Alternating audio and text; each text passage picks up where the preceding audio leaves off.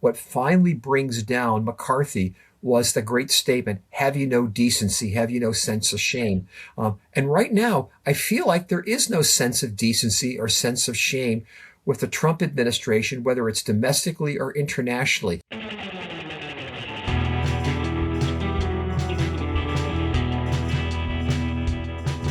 And welcome in. I'm Dave Trafford, and good of you to join us for this reboot of Now and Next. Now, it admittedly has been a few months, but we're back and we're ready to go. And the plan here is to publish weekly on all of our audio and our YouTube platforms. So you should also know we're also going to post key elements of interviews on my Substack. So that would be davetrafford.substack.com. Just search for me on Substack if you're there. And it'll include a little bit of commentary, written commentary, but also some of the video that we are producing for the sake of Now and Next and On the Ledge, by the way. All right. Now and Next, today we kick things off with Trump versus the world and Trump versus Minnesota.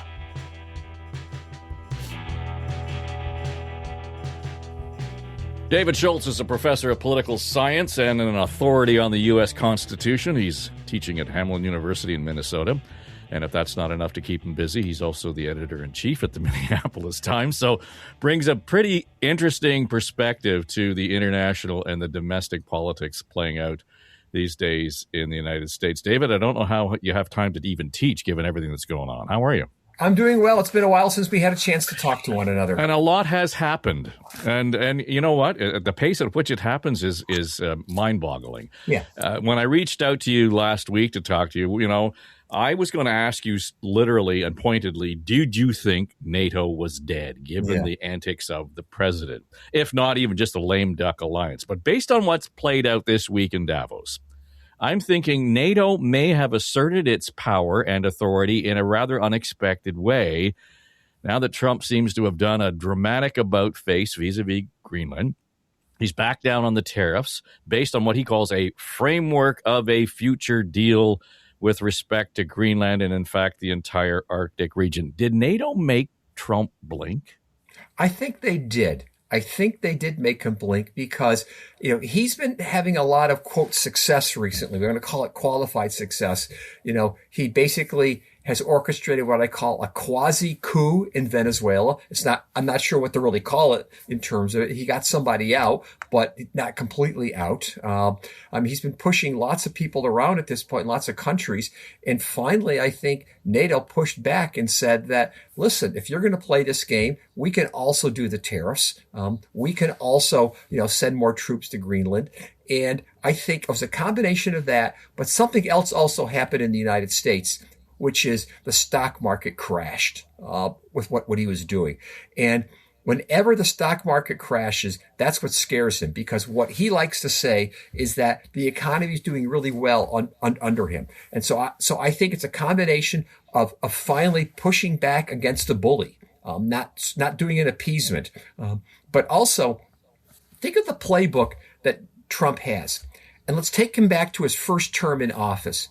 When Trump basically renegotiated NAFTA, the new NAFTA deal, was essentially what? The same deal as before, but he put his gloss on it. Basically, what's the old, repainted or something. He didn't get anything out of this deal, but he's now claiming, I got all this great stuff. Isn't that a classic playbook? He creates a crisis, in this case, a real serious crisis, and then declares victory, and all his supporters at home say, look at what he's done. So kind of a long, convoluted answer. NATO pushed back. Is NATO as strong as it was before? I doubt it is, but NATO did push back. Well, interesting you should bring up the trade deal. And of course, that's top of mind for us here in Canada in terms of the review that's coming up with Canada and Mexico. It's worth noting that was the best trade deal ever, and now he's trashed it, and we're facing all of these, crippling tariffs, et cetera, in his trade war. So, you never say never in terms of what he's putting out there, and vis-a-vis the framework of a future deal. Framework really isn't a deal. I mean, he talks about the framework of trade agreements with UK Right. and other countries. It's not really a formalized treaty, is it? Mm-hmm. No, it is not. It's not a framework. It's I'm not sure what you would call it here. It's that maybe at some future point we can put more troops there. Maybe at some point we can have some mining deals and so forth. To me, it's like after he toppled Maduro in Venezuela and he said, we're going to have all these oil companies come in and extract the oil. And what was it? ExxonMobil came back and said, nah, we're not going to go down there. It's too risky. It's too costly, et cetera, like that. I don't think he really walks away with anything except saying something rhetorical. But doesn't this fit into sort of his narrative that goes back, 30 or 40 years? He likes to be the person who has the art of the deal, to claim that he's cut deals. What does he claim in his first year in office now? That he's solved 7 or 8 or 9 wars or something like that? I don't exactly see a peace trail, flowing from the White House at this point. So I don't really see much of anything that's come out of the Greenland, except the fact that he has really ticked off a lot of neighbors. And if I can go back to the Canada, for example, I mean, think about what he's done with Canada at this point, is that he's pushed Canada to a point where it's closer in terms of some deals to China now and to the United States. Mm-hmm. And actually, I was going to say, Canada is in a much better negotiating position this coming year with the United States, because United States might not be as critical to Canada for trade as it once was. And so Trump may be losing a lot of his leverage with a lot of what he's doing, including his leverage over NATO too. Well, it's interesting. Just before we came on here, the Icelandic or the Greenlandic, mistake. The Greenlandic Prime Minister Jens Fredrik Nielsen says, "I don't know what's concrete in this deal either." So there's a lot of unknown around it, and it really is interesting to see how at Davos, I thought it was interesting to point out that it would appear as though globalization is on life support if it didn't die at the World Economic Forum, which of course seems to get all the blame for globalization historically. And you point out Mark Carney's comments at Davos. It all suggests the old world order is a thing of the past. He says, our new approach rests on what he's calling, and he picked up from the president of Finland, values-based realism. The old order is not coming back. Nostalgia is not a strategy. The tone has changed here considerably in terms of the new world order, and it would appear as though the Americans are on the sidelines, not really participating. You're exactly correct, in the sense in which part of what was essential to America's strength post-World War II was the fact that the U.S. was very much a global power, and involved with alliances across the world, whether they were NAFTA, whether they were Bretton Woods about economics, a whole bunch of different things at that point. And that was really the strength that the U.S. had in terms of, if I could use it here, the tentacles being everywhere. But this historic tendency of the U.S. to retreat back into its cocoon, which is part of what Trump is doing here, is actually making America weak again. It's And if we now are not trading with Canada, if we're cutting back with trade with other countries, if we're alienating a lot of our allies, what is it? Last week, I think the U.S. pulled out of about 50 international agreements or something. We're not as relevant as we used to be anymore. And that's only going to make America weaker. So this is, the whole politics of make America great again. I'm not sure if it's nostalgia, rose-colored glasses, halcyon, or just naivete, but he's restructuring the world in a way where the U.S. is less relevant. Yeah, and it's almost a sin of omission in many respects. I mean, he's kind of standing back and letting things happen around him, as active as he appears to be. You talk about that isolationism, and there was a quote I saw in the New York Times from Xi Jinping saying, "Isolationism is like locking yourself in a dark room," and that's kind of where Trump seems to be right now. And everybody's paying attention, but nobody's listening. Is that fair to say? It is. It's kind of, I like that quote. I was also going to say, it reminds me of, remember when we were little kids, we would like put our fingers in our ears and go, yeah, yeah, yeah, if we didn't want to hear somebody say something. I mean, what's that, like the practice of a 4-year-old or something like that, And I sort of feel like this is the politics of a 4-year-old at this point, is that just because you lock yourself in a room doesn't mean the rest of the world doesn't exist. It basically means what? You've locked yourself in a room, and that's about it at this point. Yeah.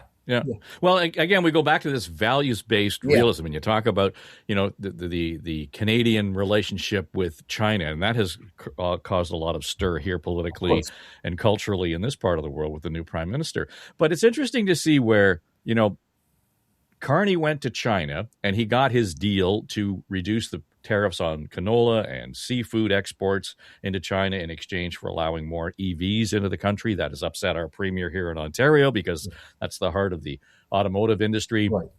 But at the same time, you look at China now as being considered, ironically, the predictable partner. I mean, the Europeans are looking at them, at least in agreeing and committing to some kind of concept of rules-based international trade.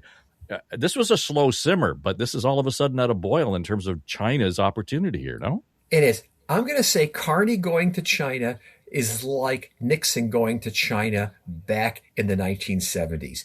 And think about it here, because, Nixon going to China back in the 70s was a way of trying to split or play China off of Russia, or the Soviet Union at that point, much in the same way that Mao was trying to figure out ways of playing the U.S. off the Soviet Union. And it was a smart strategy. Isn't this sort of, tell me what you think, isn't it sort of the smart thing now, is that Carney now gets to play China off the United States? I think that's an absolutely brilliant political move. Well, and the same thing is happening to some degree in Europe, though. I mean, the Europeans are looking to China as well. So, China hasn't really been proactive here, but they have benefited from the antics of Trump, et cetera. I mean, there's a Cornell University, Eswar Prasad is quoted in the New York Times saying, China definitely wants to assume the mantle of being the adult in the room here, and it's just doing so quietly. But it will have a change. This will be the new world order, whether it's globalization or not. The whole perspective and lens on how we create resiliency in our own economies, culturally, vis-a-vis our sovereignty, all of these things have changed, and China now seems to be at the center of that. It is. I'm almost wondering if we're talking about now globalization, but without the United States, as sort of one hypothesis here. The second is, and I probably have overquoted this, back in 1941, before the U.S. got involved in World War II, the American journalist Henry Luce wrote a famous piece called The American Century, and said that if we get involved in the war, which we need to get involved here and support our allies and stay involved afterwards, get involved like globally, we can create the American century, a world in our image. World War II is now what? We're now looking at what? It's over 80 years over at this point. And some people are saying maybe the American century is in its 80th year, and we're starting to enter what? The Chinese century at this point. This is certainly what the Chinese are thinking. I think Russia, Brazil, a lot of the other countries are thinking that what Trump is engaging in is sort of the politics of a declining power. And instead of Trump taking action to let's say truly reinvigorate, to keep involvement in the world, isn't he just sort of feeding into that growing irrelevance for the United States in terms of economic so far power? And at the same time, think about one of the other great powers that the United States had. It was cultural. It was what? It was how our values, Hollywood, television, impacted the rest of the world. I think the image of the United States now has been so severely damaged that we're losing that kind of cultural advantage that we once had too.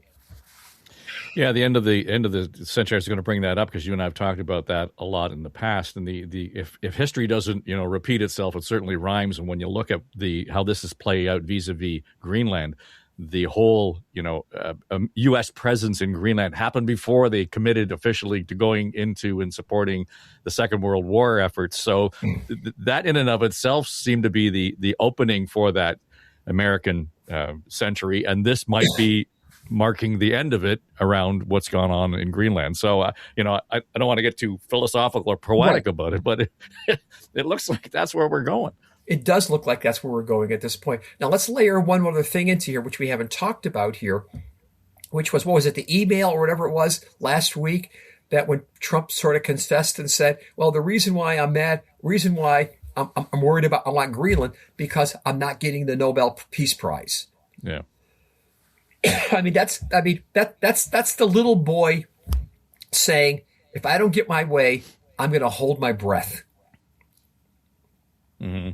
Well, and it's worth noting, if those of you who haven't seen or heard the interview with the New York Times reporters in the Oval Office, I think it was last week, and one of the questions was around, why do you need Greenland? And he said, for psychological reasons. And then the reporter said, psychologically for the United States? No, psychologically for the president. It was going to help him. And I thought, okay, that was one of those underreported issues. But to your point, that's what's kind of driving so much of this agenda. Before we go, I do want to get, you are at the center of the storm vis-a-vis what's been going on in Minnesota. And we're not talking about the World Junior Hockey Championships. Right. We're certainly talking about far more serious issues around ICE's presence there, the Border Patrol there. The headlines, I don't have to tell you, are staggering.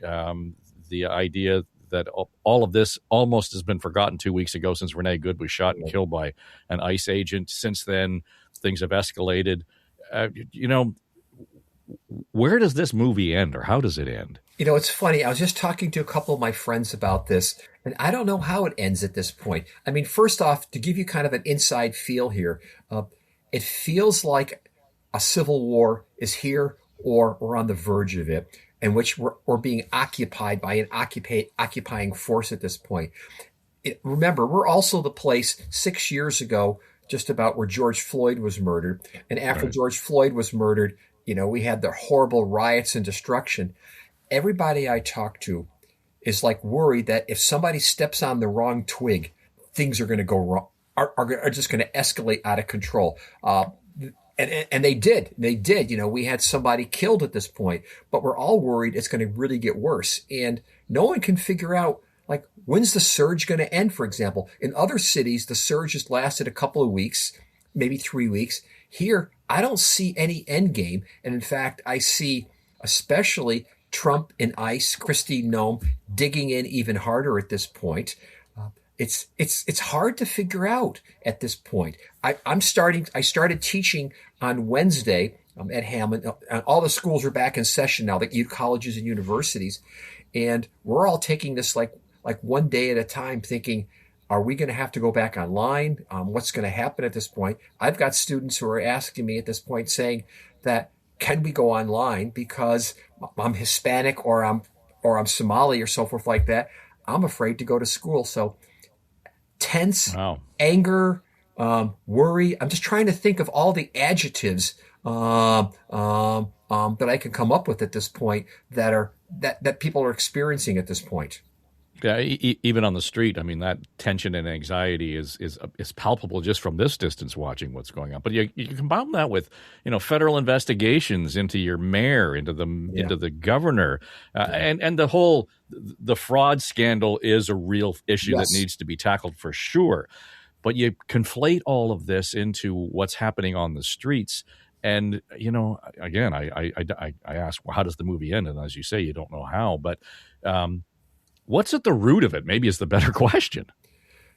The root of it, I think it's also personal. Everything is personal with Trump. Remember, our governor ran as the vice president against him. And in the same way that he's gone after, that is, Trump has gone after former FBI Director Comey, gone after the New York State Attorney General, Letitia James. Everything is intensely personal for him. And I think that's what's going on here also, too. He has personalized this about Waltz and is going to make the state pay, much in the same way that he personalized, Greenland, the Nobel Peace Prize, fill in the blank, et cetera, et cetera. Yeah. Mm-hmm. Yeah. And the week ain't over. I know. We're only into Thursday, folks. I don't know about you, but it's like I get up in the morning. I'm an early riser, about 5:30 in the morning. The first thing I do is I check my cell phone for news to see, all right, what happened and what's going to be the news cycle in terms of for the day. And it is a constant twisting and changing. I mean, I don't know, I'm not a fiction writer, but if I were, this would be such a convoluted plot in terms of all the twists that are occurring that you can't quite conclude that the butler did it at the end. I don't know who did it. Yeah. Well, I suggested to somebody yesterday, Oxford Dictionary actually adds words to their dictionary every year because they gain new meaning, right? It occurs to me, David, that we need to eliminate the words unthinkable and unimaginable because now, given what's going on, they have no meaning anymore. You can't say anything is unthinkable based on what's going on in the Trump White House. It is. And I also think, to harken back to an era before I was born, I think clearly before you were born, the McCarthy hearings, where what finally brings down McCarthy was the great statement, have you no decency? Have you no sense of shame? Right. And right now, I feel like there is no sense of decency or sense of shame with the Trump administration, whether it's domestically or internationally. I mean, going back to the Davos speech, if you listen to it, he slashed at just about every ally that the United States had. Where's the decency? Well, I was listening to David Frum's podcast last week, and he qualified it, comparing him to Nixon, and he said, well, Nixon was a president who had a scandal. Trump is a scandal with a presidency. So that's a great distinction. That's a great distinction. Yeah. Really interesting. David Schultz, I know you've got a jam-packed calendar, and I appreciate you taking time to talk to us today. It's always good to connect, and we'll have to do it more often. Thank you, my friend. Okay, one last thing before we go here. Rangers and Maple Leafs. Well, I'm wearing the Maple Leaf hat. I'm suffering for you for the Rangers because they're looking up at everybody in that conference of theirs. I know. I tell you, these are still dark days for Rangers fans, and it's looking a little bit better for Toronto. Yeah, well, we're hoping in for a wild card spot there, but we'll get there. David, thank you, and go Rangers on your behalf. All right. Talk to you later. Bye. All right, that'll do it for this episode of Now and Next. Be sure to share this episode with your network, anybody you think might be interested in what we have to say here. And, of course, you can like or follow the podcast wherever you listen or you watch. By all means, feel free to leave us a comment. Got a question? Happy to entertain them, and we'll address them in upcoming episodes. So thanks again for joining us. I'm Dave Trafford, and this is Now and Next.